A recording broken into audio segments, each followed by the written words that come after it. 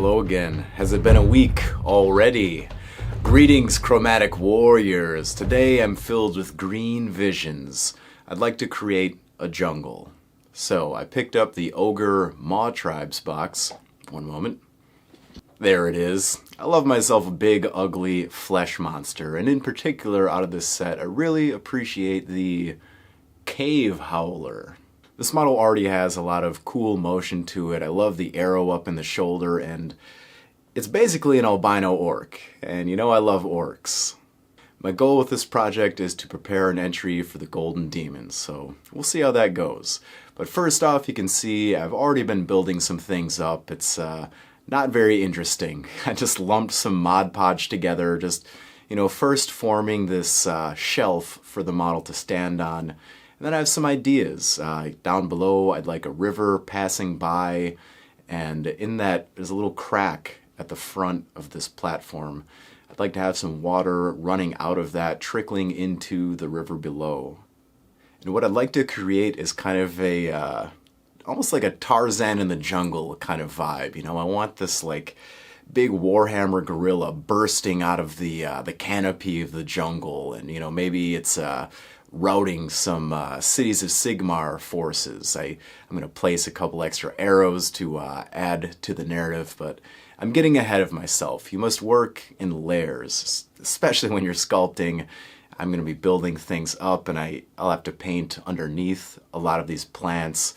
But sculpting takes a lot of patience. That's something that I kind of lack. I like to just keep going and going and going, but it doesn't dry fast enough to keep up with me, so I have to set it aside and be sure not to mash the front of it with my fingers as I'm working on the back. You can also see here where I've been gently pressing the ogre's feet into the putty, just to make sure I have a very solid indentation so the model will be lined up in the exact same place every time as I'm placing the model and checking my work, checking the position, making sure everything flows, and I want that ogre really erupting from the bloom. Starting with the larger objects first, though, you can see how I'm already trying to accent the model. I want to... There's so many ways to describe the forms that a base shape can take, but these days I think the quickest way to sum it up is to just build symmetrically. Look at the motion of the model. We have this kind of gesture, one foot is forward and raised, the hair is blowing, so it's sweeping off to one side, and you can see the natural kind of flow of these invisible lines already coming into place. So once I have my larger form built up, I want to attend to the river and create some smooth stones, that'd be underneath the running water, so everything will be worn down a little bit. So I just sculpted up some small lumps of Mod Podge and dropped them here and there, just kind of mashing them into sharp potato shapes with my sculpting tool. I also want to affix some smaller roots in place, just kind of pressing them in and sculpting over with some of the putty to just make it look like the roots are joining with the dirt, kind of running underneath the dirt, but of course raised up a little bit. Everything's like saggy and wet in the jungle, down on the forest floor. It's 90 degrees today. I've been very saggy and wet. Thanks for asking. Now that the putty is all dry and sharpened with my fingers as well as I can get it, I want to go in there and start sanding things down. I want to do a little knife work to chip away at the stones, sharpen things up. Of course, I'll hit all of those stones just to smooth them out additionally. Yeah, you think you're a good sculptor, right? But keep the training wheels on and go in there. You can always sand things back. You don't have to sculpt them perfectly sharp.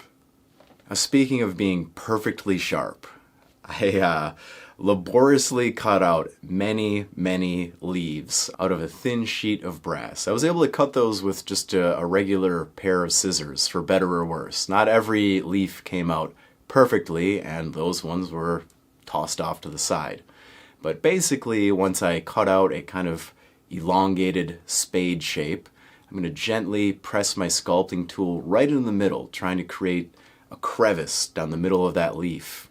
Then I will take that leaf, press it between my fingers, making a taco shell in a sense. You want to raise up the edges, and then once you have your little leafy taco shell, give it one or two gentle bends to give it the wet and sagging look that we're after. Then I will take my hobby knife, a hand drill. I have them both available. We'll see what I need, but I'm just going to start. I have to put a hole into this base where every single leaf is going to be planted. So drilling out those little holes just by spinning my knife around, then I'll squeeze a tiny amount of putty to kind of fill up the excess in that hole, add a dab of glue to the leaf, plant it into the hole. Every leaf that I made has, a little tab hanging off of it, and sometimes you want to cut those a little bit shorter. They, might be hanging out a little too far, and you don't want it to look like it has a flat stem supporting it. So it's kind of trim and fit things, but it's all going to work out fine, I promise. Time for the sky of arrows. Like I said before, I really enjoy that this model is wounded and enraged. It already paints a picture. It calls your attention to what's happening outside of the scene. You're thinking about this cinematically. You want to consider the moment before and the moment after. And what is the ogre's motivation? You want to be asking yourself that. And the answer to many questions and motivations in life is pain. Luckily, I was able to pilfer some arrows out of the Bretonnian army set. Those are the only pieces I've used out of this old world starter box, but they happen to have the exact same arrow shape as the one in its shoulder. Mainly the problem was that it was going to be a challenge to sculpt the feathers on the arrow. But luckily the Bretonnian arrows matched up to what was already stuck into the ogre's shoulder with 3 feathers off of the shaft. And the canny viewer will also notice there is intentionally a leaf hanging over where one of the arrows has descended, and then I cut a small hole into that leaf. Just adding a little bit of action and continuity. This idea came to me as I was working.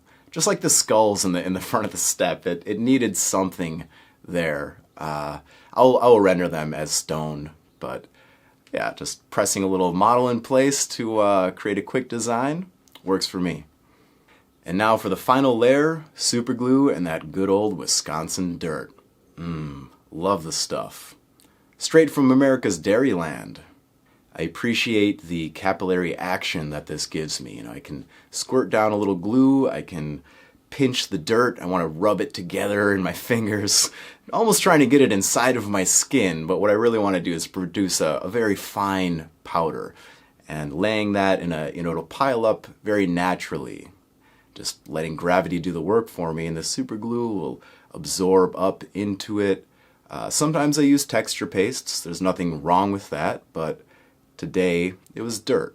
I like the natural lumpiness that I get, and I can always add a little more glue up in an area and just sprinkle more dirt into it, and just kind of get a very natural filling. And here spins our dizzy ogre, reeling in pain from 1,000 cuts, but no pain can truly compare to the hunger inside of the Gorger's stomach. I can relate to this gorging hunger, as I myself do crave massive amounts of protein powder. Now this piece offers me a lot of cool color options. The very pale Gorger flesh, I think I can really do my thing with that, and it'll be easy to work all those subtleties into the skin tone, getting some reds and greens and purples and space dust, of course. We have a lot of fun. Green is the best color. It happens to be my favorite, but I do know scientifically that it is the best color. So I have a lot of vibrant greens to work in there. And I know it might look a little bit bare right now, just with the construction and the build, but I have more materials to add on to it. I have, some creeping moss, little bits of jungle grass, and there's going to be some after effects and flock, basically, that come into play. You can see the stone where the ogre is standing, like that's a rough join. I'll be able to cover that up with moss. I hope you enjoyed this little tour of a base build. I certainly love the construction of the miniature art. Base building is one of my favorites. Creating that scene, man. The imagination runs wild. But I appreciate your support, and I hope that this has served to invigorate and wild your own imagination. Feel free to ask questions, leave comments down below. I always respond to them on Patreon. I'm happy to hear from you.